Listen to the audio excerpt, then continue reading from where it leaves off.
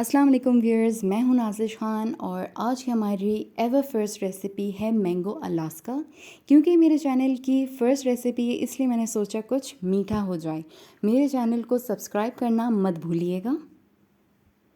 چلتے ہیں انگریڈینٹس کی طرف، جس میں سب سے پہلے میں نے لی ہے 200 گرام وپنگ کریم۔ میں نے اس میں ایکسٹرا شوگر ایڈ نہیں کرنی کیونکہ جو میں نے وپنگ کریم لی ہے وہ آلریڈی میٹھی ہے۔ اس کے ساتھ ہی ساتھ میں نے لیا ہے پلین کیک، جس کو تھن لیئرز میں کاٹ کے رکھ دیا ہے۔ 3/4 کپ لیا ہے دودھ۔ 2 میڈیم سائز کے آم کی میں نے پیوری بنا لی ہے اور 2 ہی میڈیم سائز کے آم کو میں نے کیوب میں کٹ کر لیا ہے۔ کیک کا چورا میرے پاس تھا تو میں نے آپشنل لے لیا۔ 3 ہے میرے پاس آڑو اور 1 آم کو میں نے اسٹرپس میں کٹ کر لیا ہے، جس کو میں ایڈ کروں گی اینڈ میں ایز اے گارنشنگ۔ اچھا جی، سب سے پہلے ہم نے کریم کو کرنا ہے وپ تقریباً 5 منٹ کے لیے۔ جیسے جیسے ٹائم گزرے گا ہماری جو وپنگ کریم ہے اس کا ٹیکسچر چینج ہوتا جائے گا۔ پتہ کیسے چلے گا کہ ہماری کریم ہو گئی ہے ریڈی؟ دیکھیں بہت زبردست سے سافٹ پیک بننا شروع ہو گیا ہے۔ کیک اسپنج کو مزید سافٹ کرنے کے لیے میں یوز کر رہی ہوں اس پر دودھ۔ اچھے سے پھیلا دینا ہے۔ اچھا جی، اب وپڈ کریم میں ہم ایڈ کرنے لگے ہیں مینگو پیوری۔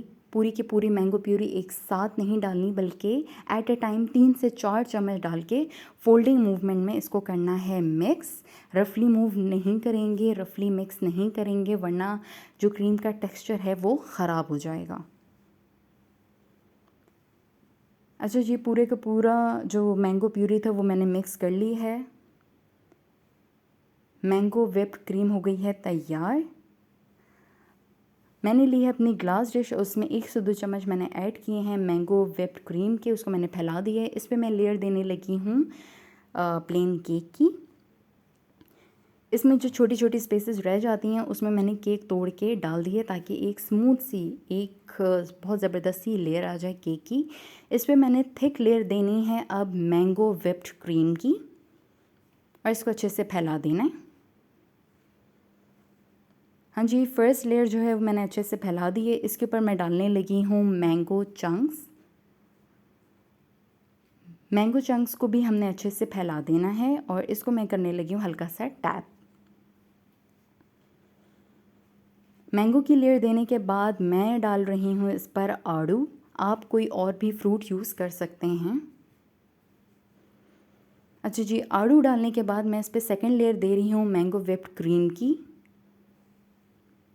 اس کو اچھے سے پھیلا دیا۔ اب سٹیج آتی ہے گارنشنگ کی۔ میں نے مینگو اسٹرپس میں کاٹا ہے، آپ کسی اور شیپ میں کاٹ سکتے ہیں۔ مجھے یہ شیپ پسند آ رہا تھا تو میں نے یہ چوز کیا۔ اچھا جی، اس کے بعد جو کیک کا چورا تھا وہ بھی میں نے گارنشنگ کے لیے ہی یوز کرنا ہے۔ یہ میں یوز کرنے لگی ہوں ایجز پر۔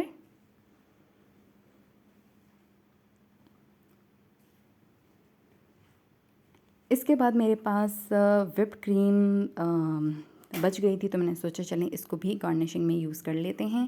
اس پر میں نے اسپرنکل کر لیا تھوڑا سا کیک۔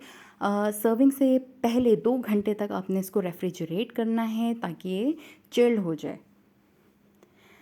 مینگو الاسکا ہمارا ہے تیار، بہت زبردست سا۔ اس کو ضرور بنائیں۔ اگر میرے چینل کو ابھی تک سبسکرائب نہیں کیا ہے تو سبسکرائب کریں۔ ریسیپی پسند آئی ہے تو لائک کریں۔